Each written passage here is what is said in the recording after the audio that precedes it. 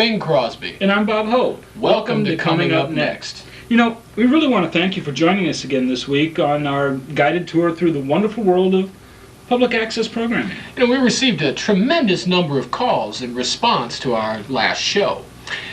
One of the most frequently asked questions was, how does my brother keep his beard looking so soft and supple? So in response to those questions, we bring you grooming tips for our follically enhanced viewers out there. You know, real men wear beards, not cheesy little mustaches. Ow! Thanks for joining us again this week on our grooming tips for men with beards. We've got a bunch of men with beards, and our special tip this week is if you take a good handful of 30-weight oil, pack it in there real good before you go on a long ride, it pretty much keeps the bugs out of it. You know, we all know it's a pain to try and pull those bugs out, you know, if you don't do something about it. I mean, you guys agree 30 weight's a good way to go? I like the 50 weight every now and then, though. If it gets hot enough, you're going to use the 50 weight. That's true. 30 weight gets kind of thin. Yeah. Definitely but then again, on the weather. if it runs a little bit, then you get that nice cooling effect, you know? True. Mm-hmm. You can always fall back on the old handy 10W40. Right. Well, and ladies do love 10W40. Oh, just yeah. as It's attractive the as aroma. wildfire. Right. Yeah. Kev, how do you keep your beard looking so nice? Well, usually in the mornings when I get up, I'll knock a few of the larger bugs out of it and comb the rest back. Have breakfast. Yeah, well, not only that, you got the small ones in there. They kind of cultivate nice little space, some air. You know, Gives some texture to the beard. Right, exactly. And it shows that you have a little class. Yeah, exactly. Now, Steve, what about your beard here? Well, I got a good old lady that takes care of my beard. She doesn't even allow me to shave. I mean, I gotta sit there. You know, well, sometimes she doesn't have a lot of time on her hands. I get a little growth down there, but I don't say anything. Well, I'm sure she's watching today, and she's probably sharpening the razor while we're talking. Anybody else have any great grooming stories or tips for our viewers out here? Kenny's got a good story. Kenny's got a good story. Oh man, I always got a good story, but yeah, but we can't believe any of them. yeah, that's true. They're actual fact. I couldn't make up the things that happen. I believe. You know. There's some things you can do and some things not. You know, sometimes you get up, you got to run a pick to it because you got so much things clogged up in it and everything. And right. Depending on your job right. and the scabs. Well, there you go. Yeah. Sometimes you just let a grinder fall on your face and take it right off, don't you? Yeah, that did happen to me once. It's so cold outside, it didn't bleed for a while, so I didn't think nothing of it, and went inside and went back out, and it froze up again. That was a pain getting out. A little blood trying to heal up a scab under there, it's a little hard, you know. It's right. You have a few scabs hanging off. Well, something like you do, you know. Well, not only that, but it kind of gives kind of a two-tone effect to the beard. We want stitches in there, and I said, well, I don't want to part with it. It keeps me warm. Well, I can understand that. Bob, you do anything special with your beard? Basically, I like this style here. Makes it a lot easier when you're riding, you know? Yeah, but you gotta watch out for bumblebees. Well, that's true. But then again, you know, Bob has the disadvantage that he's got to shave part of his face. Yeah, I always keep this baby smooth. Yeah. looks as smooth as a baby to me. I wish I could shave myself. Exactly. and Bob, what about you? Razor this We morning. got the Bob and Bob show over here. Yeah, just usually with me, keep my fur and my face soft, man. I use fabric softener. No. Makes the fleas happy and everything else too. Now that's a great tip. I never thought of that. And not only that, but you get that great odor. And it knocks the static right out of it. That's right. It won't cling to my face either. That's true. That's I don't true. understand. How do you get your head in the dryer with the door and close the door and all? Well, the way my wife is when she's mad at me, she can fit me in a dryer. You gotta hide from them sometimes. Especially in that broom handle, man. She just pokes me right in there and then leaves me on there for about. She puts me in on Sunday. She won't come get me till Wednesday. I can't figure out why. Well, that's understandable. Well, folks, that was our grooming tips for this week. Thanks for joining us, and see you again soon. Mom always gave you the best follicles anyway. Naturally. You know, agriculture is a mainstay of our local economy, but unfortunately we live in an area that has really unpredictable weather patterns. So we here at your local cable system are really fortunate to have the services of one of the finest prognosticators of weather available in the area. That's true. However, our weatherman doesn't rely on data recorded by satellites to give you an accurate prediction of what Mother Nature has in store for you tomorrow.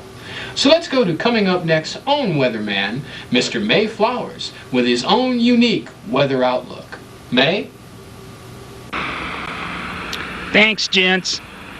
You know, if you people watch regularly, you know that I found a better way to prognosticate on the weather. Found that you don't need charts. All you need to do is lick the pavement. So let's give it a lick and find out what tomorrow's weather's going to bring us.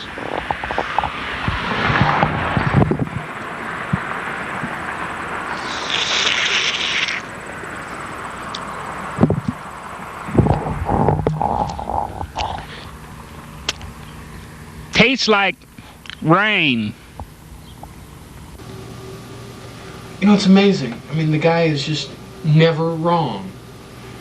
If any of you out there would like to be our guest pavement licker, give us a call at the Coming Up Next hotline. Now, the number will appear on the screen right about down there at the bottom, at the end of the show. What's that on your face? Wait, you said that real men wear beards, so I thought that... We don't stoop to fake beards on this show. Go take that off. Go take it off. Siblings. You know, I'm kind of glad my brother's gone because I wanted to talk to you people out there about a problem that I've heard that basically is developed because of Coming Up Next. Come on in a little closer here. Get a little closer. Okay. You know, I've heard that a lot of you love watching the show, but you really don't want your friends to know that you watch it. Well, we've come up with a solution for you. Right here. It's our Coming Up Next anonymity bag. Now you can watch Coming Up Next at home and never have to worry about your friends seeing. You know, one of the most interesting and intriguing types of programming that we have here at your local cable system are some of the mini documentaries which bring you an insight into the everyday lives of local residents and how they make their livings. One such show is called Omaha and Beyond. Let's take a look at this week's offering. Good evening, ladies and gentlemen. Welcome to Omaha and Beyond. The room you see before you will be abuzz with activity tomorrow as NOSA, the North Omaha Space Administration, launches America's first privately operated space exploration vehicle. For the dedicated and highly trained men and women involved in this undertaking, the launch will mark the culmination of months, and in some cases, even years of preparation. The brain trust of NOSA has prepared long and hard for this moment.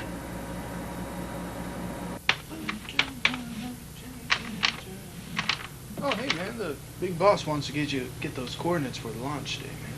Oh, God, I gotta do everything around here.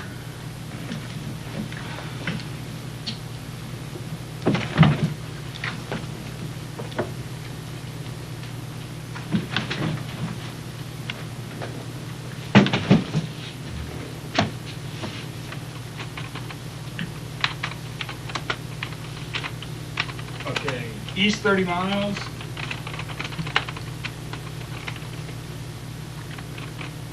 North 10.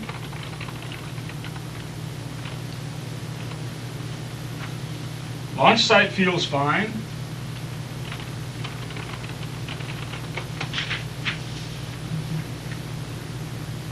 A little congested around I-80. NOSA's astronaut, Colonel Willie T. Lester, retired, has undergone months of rigorous testing, including the inertial encumbrance endurance examination, which we see here, which prepares the astronauts for re-entry.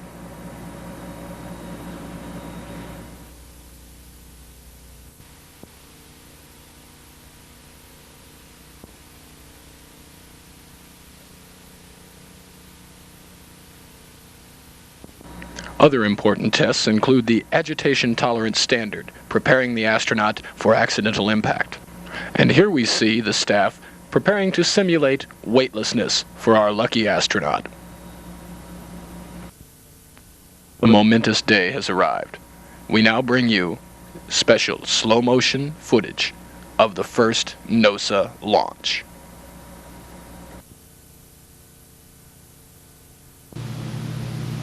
Mission Control, this is the launch mission. There's a problem. There appears to be some kind of leak. We need your assistance, Houston. We do not know what we're doing.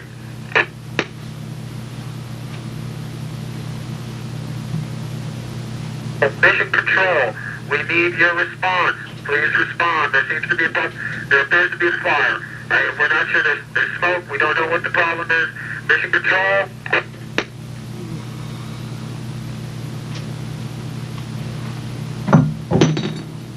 Mission Control, come in, Mission Control. Mission Control, we're having problems. Please respond.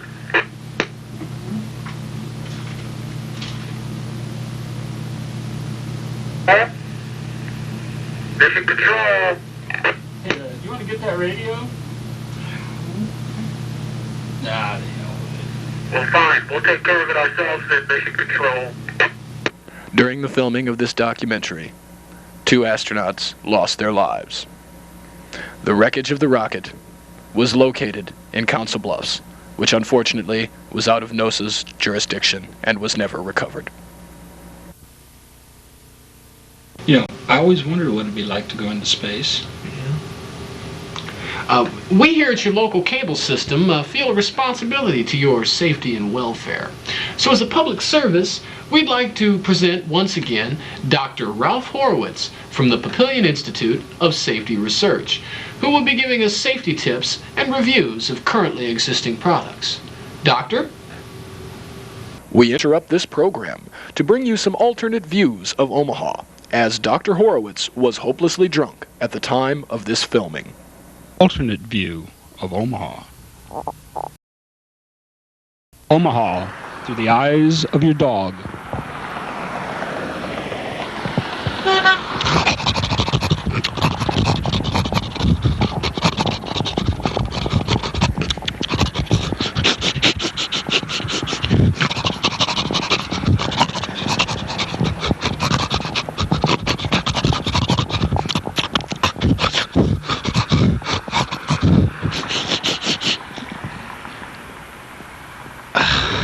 Omaha at night. See, I told you we shouldn't have invited Dr. Horowitz to the pre-film party. I mean, it's just terrible. I know. It's just... I know. The guy's a drunk. Oh, we're back.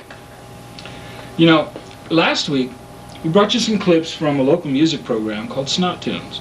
We had such an amazing response to it, we thought that this week we'd show you a little more. So here's Omaha's own Sean O'Kelly in a clip from this week's Snot Tunes. Hey folks, this is Sean O'Kelly, and thanks for joining us on this week's Snout Tunes. You know, they recently opened up a Rock and Roll Hall of Fame in Cleveland, Ohio, but the station here is way too cheap to send us that far, so I thought I'd bring you a few pieces from my own personal memorabilia. Well, that, and we tried to get an interview for you this week, but for some reason nobody talked to us. Well, our first piece here is a guitar that was broken by none other than Pete Townsend. Now, a lot of people think Pete started the whole guitar bashing thing on stage, but it really happened backstage. When I was trying to get an interview, he smacked this sucker across the back of my head. The bill's still outstanding, Pete. We expect to check sometime soon.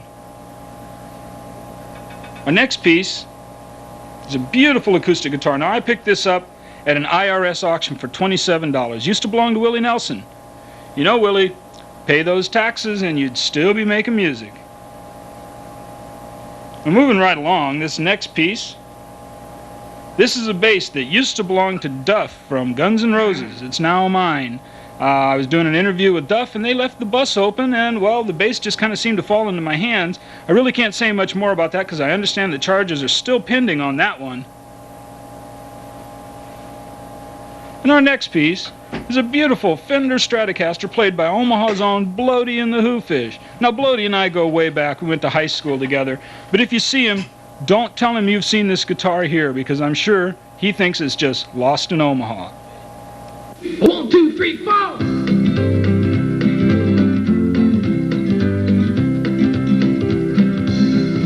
Baby and I climbed into the truck. We were heading down Highway 29.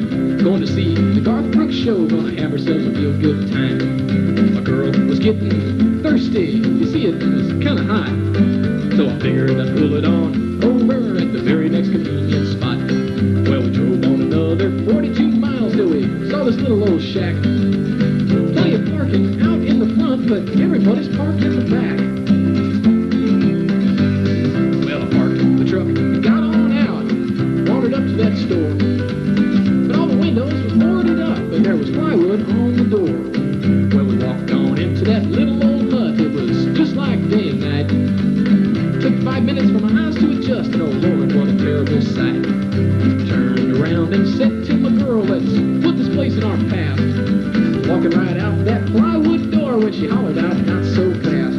There were things on the counter and things on the floor, must have come from outer space. Lots of little toys for nasty girls and boys, scattered all around that place. Been on the road and I traveled a lot, from Omaha down to Dallas, but I never seen the likes of the things I saw down at Joe Bob's Pleasure Palace.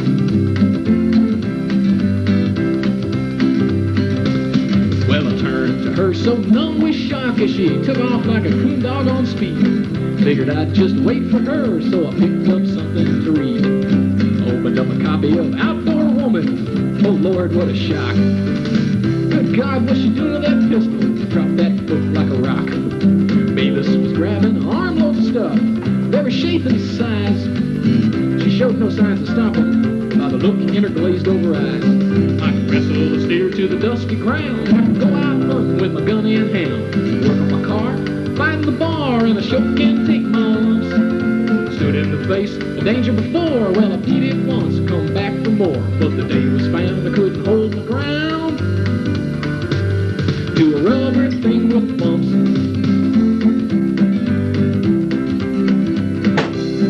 Well, I drug her to the counter and she paid for her stuff, and I pulled her out by force. She said, honey, now I got these toys, all I want's a divorce. Mavis thrust this thing in my face. It was short and fat and plaid. She said to me, does this look real? For a scale model, it ain't too bad. When we found that shack off the road, it really was just luck. But as we rode off into the sunset, I was glad we brought the truck. There were things on the counter and things on the floor, must have come from outer space. Lots of little toys for nasty girls and boys, scattered all around that place. Been on the road and I traveled a lot, from Omaha down to Dallas, but I've never seen the likes of the things I saw down at Joe Bob's Pleasure Palace. Down at the Pleasure Palace. Yeehaw! You know, I love that show. I know what you mean, it's really good. Yeah. Make sure you tune in each and every week to Snout Tunes, and you'll know the difference between a perfect beard and a cheesy mustache. It wasn't all that cheesy.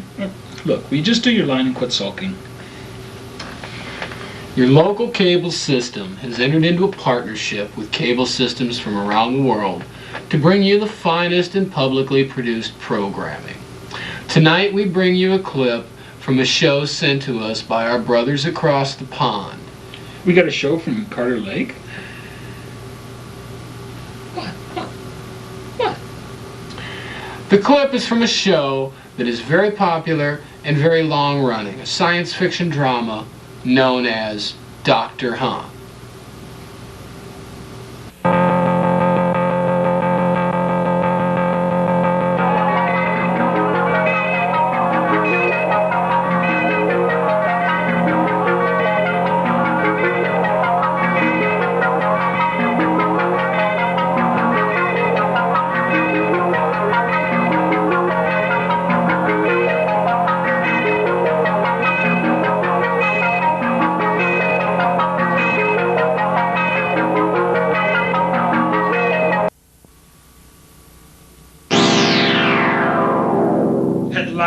I'm finally rid of that meddling do-good doctor.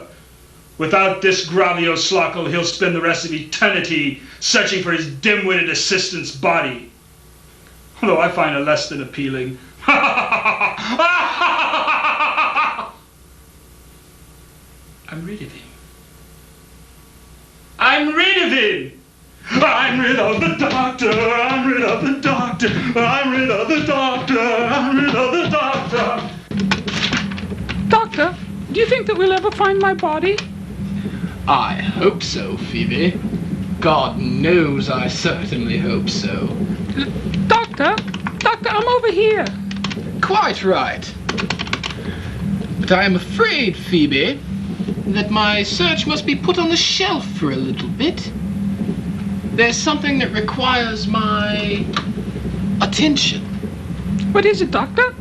There seems to be a bit of a vortex of evil emanating from the late 20th century from a Midwestern American city called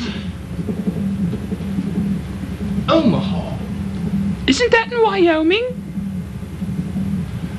Why couldn't we have lost your brain, Phoebe? What do you mean, Doctor? Never mind, Phoebe. Well, what seems to be causing all this badness, Doctor? I don't know, Phoebe. But I do know that it is coming from the Mystery Manor, the second most frightening place in Omaha. Oh, sounds dreadful. Well, if it's the second most frightening place, what's the first? Why, City Hall, of course.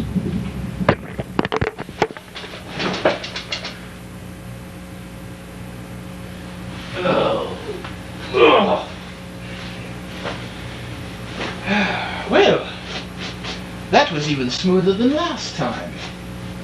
Go on, Phoebe. Let's see what sort of mischief I can get us into. You never know what these things are going to look like next. These new compact ties. But I wonder what manner of place this is.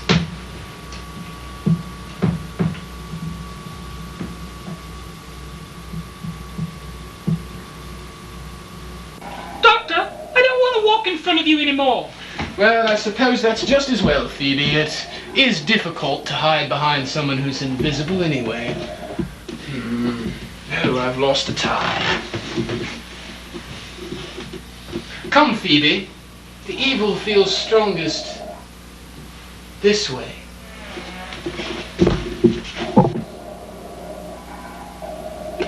Doctor? Doctor? Can I come out of the closet now? Doctor? Oh, not again!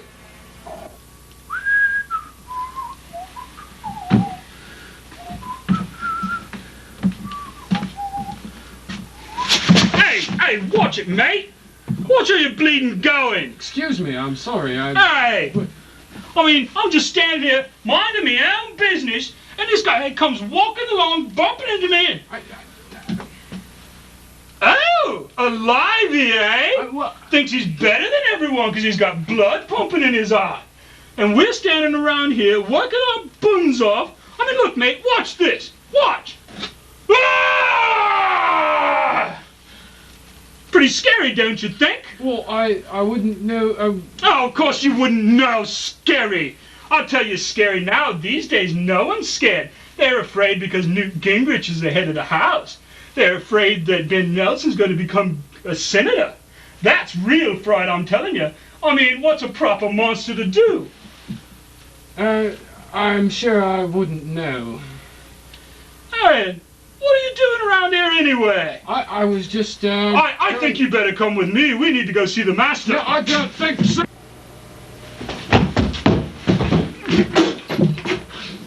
How dare you bring him in here? Get out!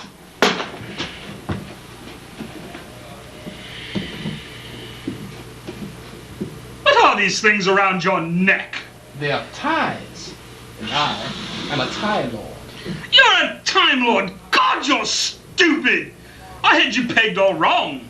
You know, I thought you'd be hurtling through time, looking for your assistant's body and leaving me here to complete my plan of filling Omaha with people of culture and intelligence. As long as there is green blood that flows through my veins, Omaha shall remain as uncouth and ignorant as it has always been. Ah! Got the Gravio Slackle. Phoebe!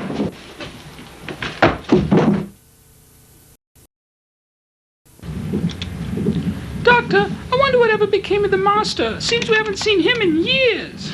One can only hope I've seen the last of him, especially since he outsmarted me in that Omaha place. Oh, yes, and we never really did get to see much of Wyoming.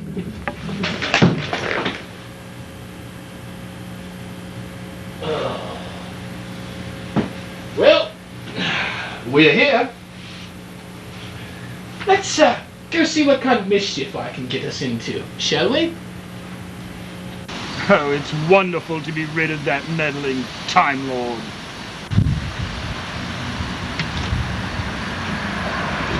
Oh, no! Well, it looks like the clock is wound down yet again on another edition of Coming Up Next. If you'd like to give us a call with your reactions to this week's show, or if you want to be our guest pavement licker, call us on the Coming Up Next hotline. It's 551-2812. Just let us know how we doing. That's right. Coming up next, the hottest show on television. Yeah, we are. And just remember, those other guys might kill clowns. But we burn things. And if you can't find quality programming, watch us.